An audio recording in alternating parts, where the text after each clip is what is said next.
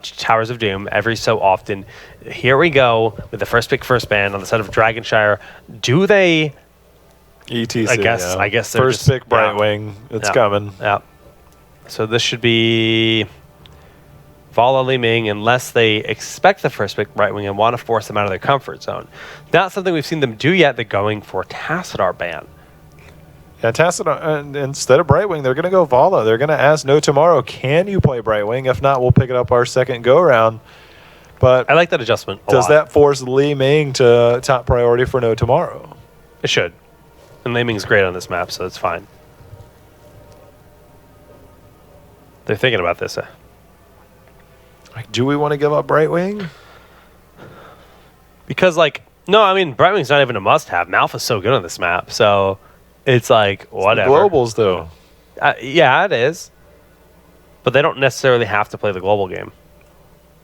It's dumpster tier. You're right. Of course they have to. Well, Dahaka will be one of the more contested heroes, I think, as we get later in the draft.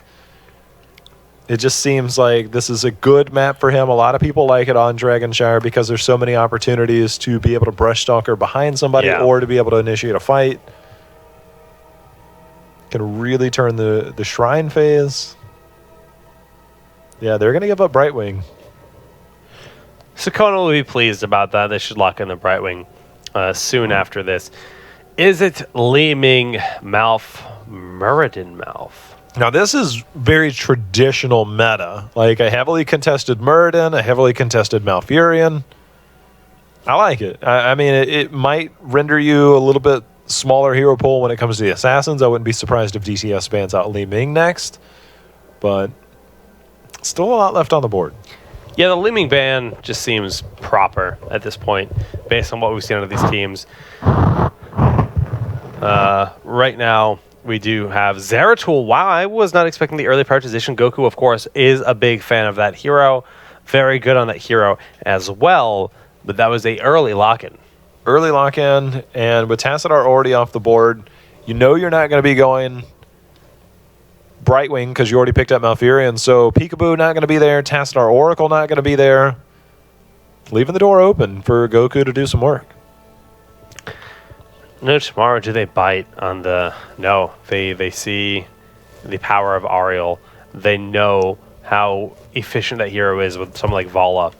And I think this is a really intelligent mix-up. I mean, we've seen so much Brightwing early, but by altering it, they're still going to get it, you know?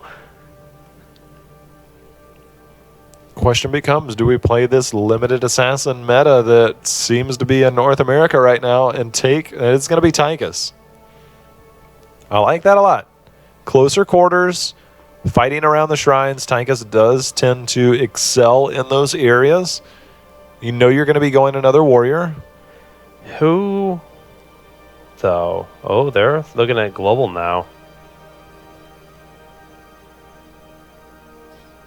No Tomorrow did just play Falstad, so Falstad's still on the board here. I expect him to get Falstad like 100%. Falstad Tychus could even be their lock-ins right now. That would be fine. Or one. They don't need to get both. But I think it's the most obvious choices, in my opinion.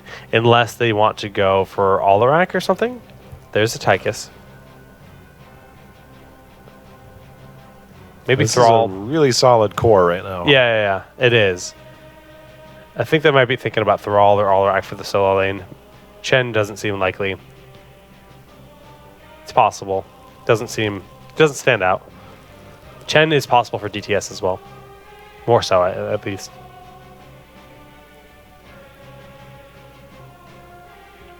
We surprised Li Ming hasn't been prioritized at all, especially after the way these teams have handled it. Yeah.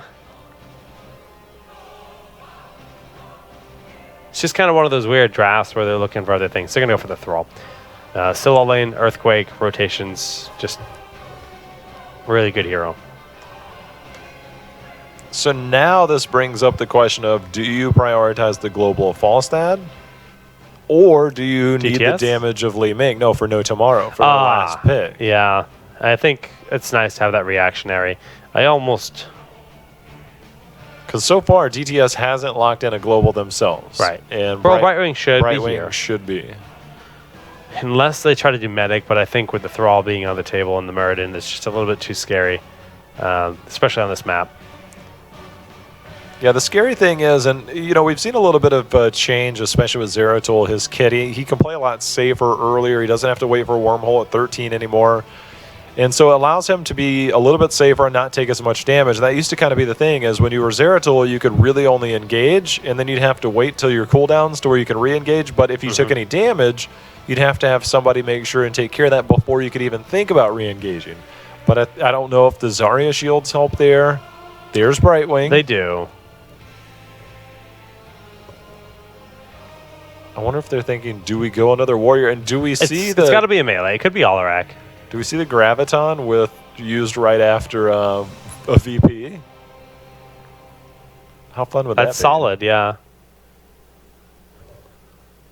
Huh. That is pretty solid, Jake. You haven't used that one yet this weekend. No, I had to wait for it. Oh, you had to wait for you to use the word solid? Yeah, Jake. I'm still looking at Chen and Alarak because they need a solo lane. Karazim. Nope. Is this going to be DPS Karazim? I think so. We haven't seen Solo Warrior Zarya. like any of this Karazim. Okay, they do it. Cool. I'm actually really excited. I hope it is going to be the DPS Karazim.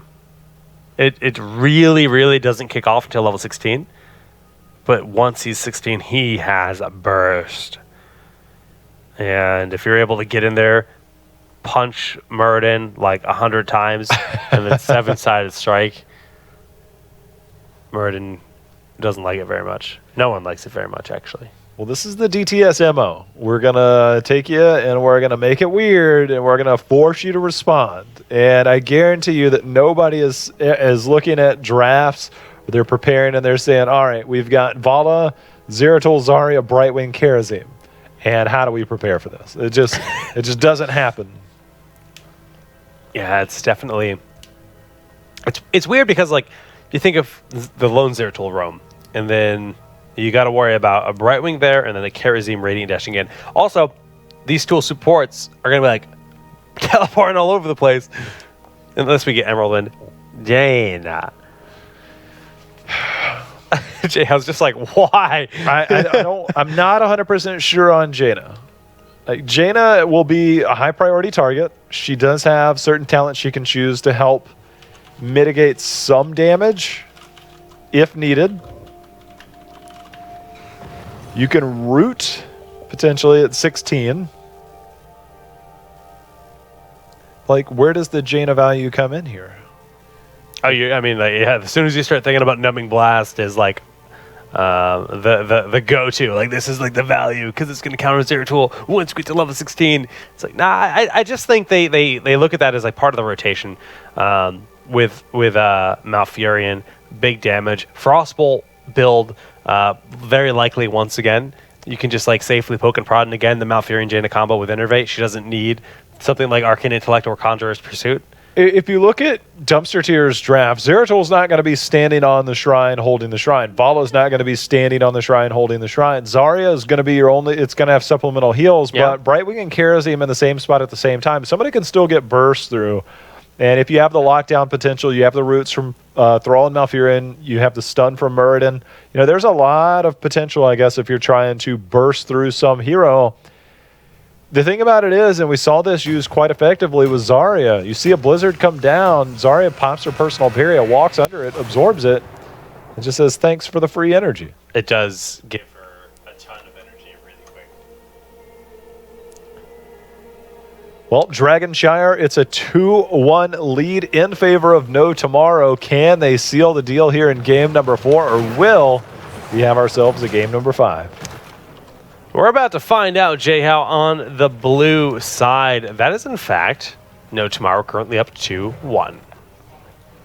Yeah, we'll get that squared away here. There it goes. Man, you're quick. Tiger JK going to be on the Malfurion. Jason on Tychus. Talking Tree is going to be playing the Jaina. We've got Urho on Muradin and Casanova on Thrall. And for your team of dumpster tier superstars trying to make it a game number 5, Iacona going to be on Karazim, Srey on Zarya, Faye on Vala, Goku on Zeratul, and Prismaticism going to be on Brightwing. I wonder if this is Kona just saying, guys, I'm sick of playing Brightwing. Let's not pick him first. Like, I'm done with that. And they end up going for it, but he lands on the Karazim. Now, the Kona Classic still holding his level 1 talent and rip Zarya. Well, that's what happens when you make an early dive, and these lanes do not have a lot of distance between them, Jake, and a lot can happen real quick. Immediate punishment on Zarya. Not the biggest of deals, but it does put them, you know, a little bit more on the defensive side. Fortunately for them, they're not really going to suffer any structural damage. Just missing out on some early stuff. There it is. Iron Fists. Well, Jake, you talked about it in the draft and the punches coming out from Karazim, but we see a lot of auto attacks on the side of GTS. And we see block not only for Murden, but for Thrall as well. It's really smart, actually, to see that adjustment in Thrall's build. Will make him a little bit less powerful in the solo lane, but it's not like there's a dominant solo laner versus him. And yeah, I like the call a lot. Well, the shrine control is going to be huge, and I'm just, again, I worry about Dumpster Tier's ability to stay on that shrine when needed. Double support can go a long way. The shields from Zarya will help as well, but there's the roots already. The stun coming in. The blizzard is there. Huge damage going down on the Srey. This is the big problem that you're going to have with this composition. It's tough. If you get body blocked like that, I mean, Srey's died twice on Zarya already, and he is the only warrior here for this team. Suffering those kind of early defeats can get in your head too. I mean, there was no support down there. Relying on your shields alone. Again, the roots and the stun followed up with any bit of combo, especially when you look at Jaina. It's going to be very tough to sustain through that. Well, due to the early powers that we've seen with those 2 kills, we actually can have a snap lock on those Giants as they spawn at the 2-minute marker and get them pushed down the bottom lane. Will they invade? It seems a little bit too greedy. Trees with a pause. Like, the thing about it is I look at the other side. I just started thinking about this, and you have Vala for range damage. Zarya is ranged, but not effective unless you have energy. Outside of that, you've got Zeratul, Karazim, and Brightwing are going to be your only poke. And so with these siege camps pushing at the bottom, are they going to be able to successfully defend against that? Yeah, I don't know. Like, honestly, they've already made the adjustment. They put Zarya in mid, and now it's like this double support with only Arcane Flare for like real AoE to help clear the minions.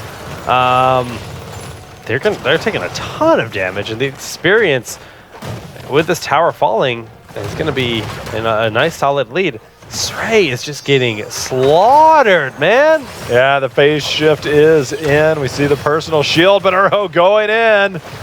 Srey suffering death number 3. Talking Trees getting the heals from Tiger JK. They are in complete control. They got the root and the stun again, Jake. And although the dragon might be glowing red right now, it will not be picked up for DTS. That is for certain. Rotations happening across the map. Battle level lead already. No tomorrow. Really turning up the heat in this game number 4. Yeah, not too bad at all for an early start when you talk about that structure damage and the fact that if they do get a DK themselves, they've now opened up an opportunity for them to start taking forts, taking wells, and that's kind of the biggest thing here in the bottom lane is the well near the shrine. You take that down, the other team doesn't necessarily have something to fall back to. I don't know if I ever watched a grenade go over someone's shoulder and not hit them.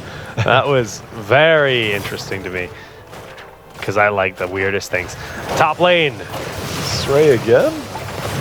Or mid lane. 4? 4 deaths. All right, they get 1 on the board, but Goku will spend his life doing that. This is some tough calls. We don't see Srey play a lot of warriors that don't have some kind of mobility. Talk about Iron Skin to walk out of harm's way, Burrow Charge to escape on an Nubarak, Power Slide, Dwarf Toss. And Zarya is one of those warriors that is quite immobile. It almost looks inexperienced to me. I'm not too sure.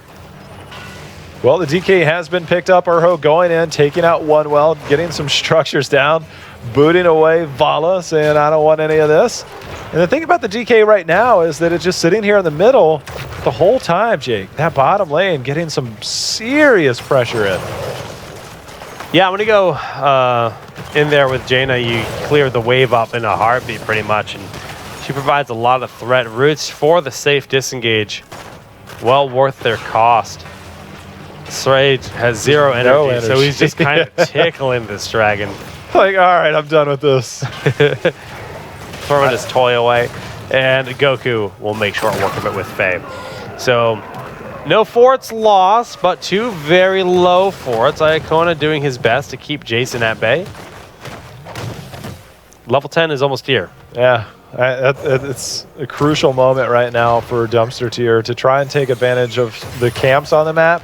They got to start clearing out a lot of the minions before the next shrine phase to give themselves close to 10 before that kicks in.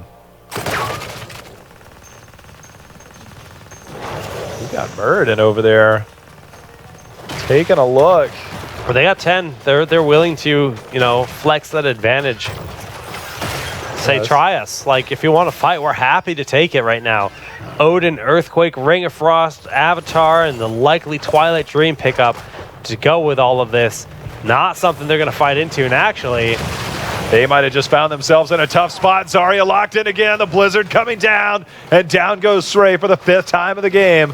And that is just, that is tough, man. That is super tough. Yeah, it's there in his head now. It doesn't matter that if they lost one hero, but losing. Double siege camp pushing in. We've got the remnants of 1, so we've got 3 siege giants pushing in. Level 10 was picked up though here for Dumpster Tier, bringing it a little bit more even for the time being.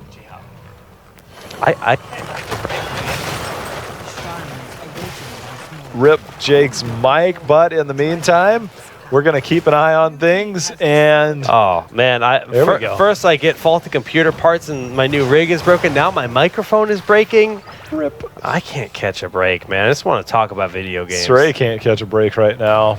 More importantly, we haven't seen, as we see Urho diving over, they catch Srey out once again. The stun the roots, the Blizzard is there. Somehow still alive. Oh, just barely gets triggered. But look at Chase's positioning. He is behind enemy lines, going to town. Kona tries to seal the deal on him. Twilight Dream, though. That's going to be a dead Prismat. Srey going to go down as well. Kona with a Radiant Dash, staying alive, but Urho is holding on to the Stormbolt. Finds Faye with it. Goodbye, Vala. Goku.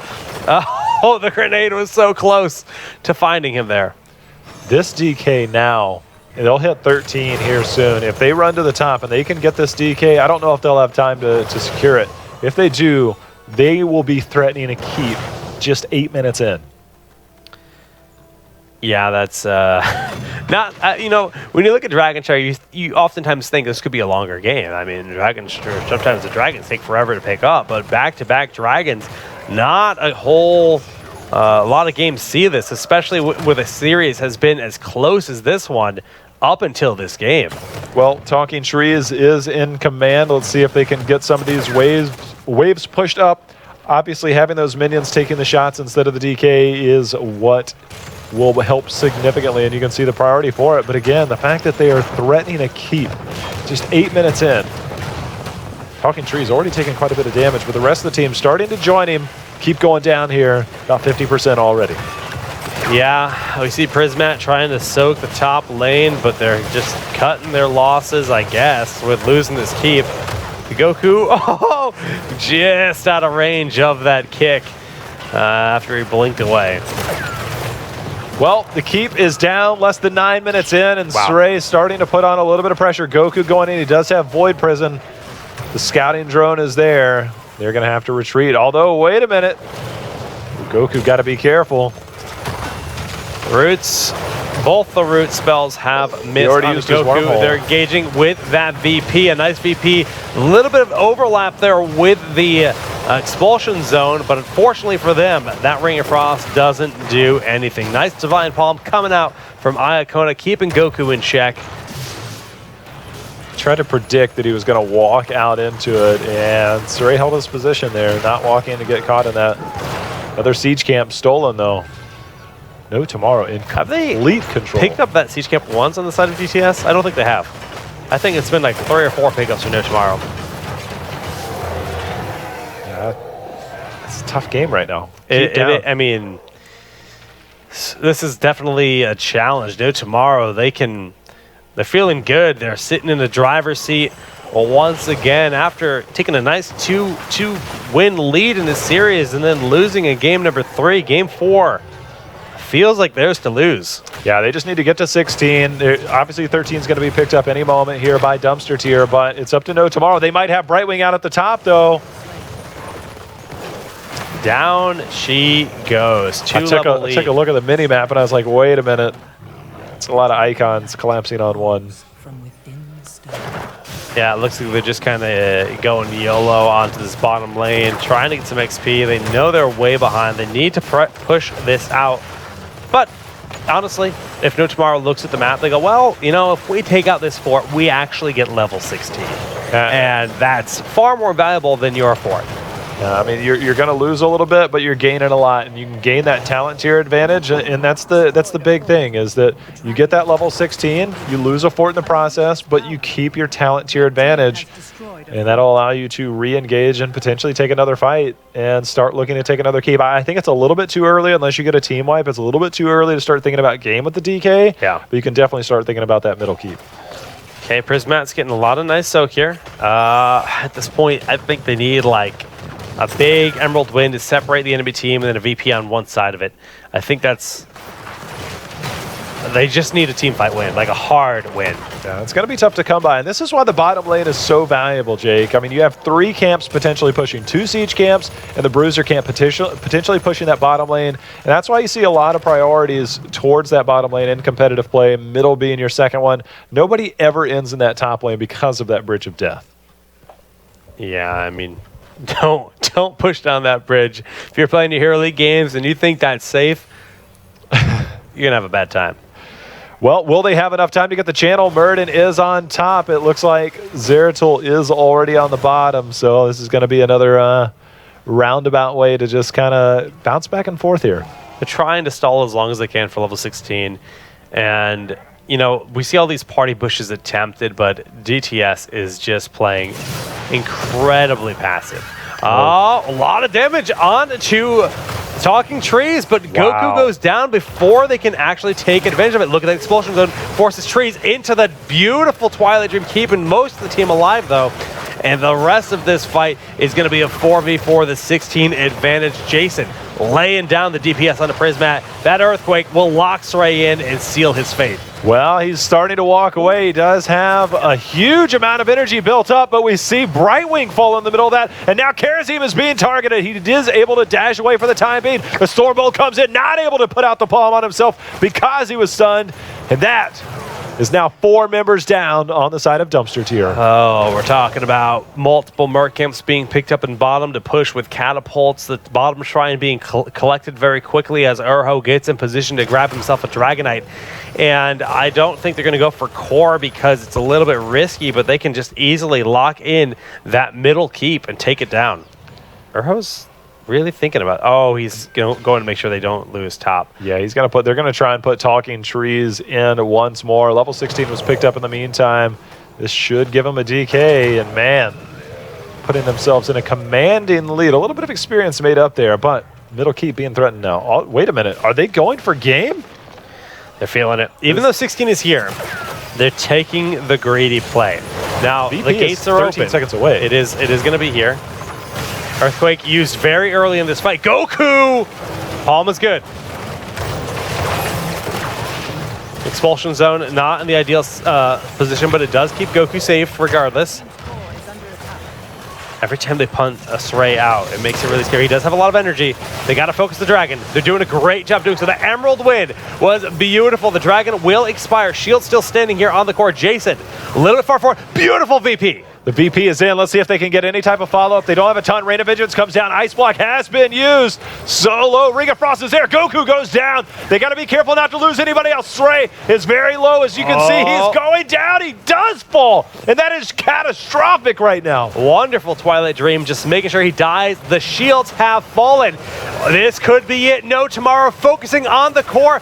This is it. They have qualified for HGC 2017 in a 3-1 victory. What seemed like an absolute disaster turned into a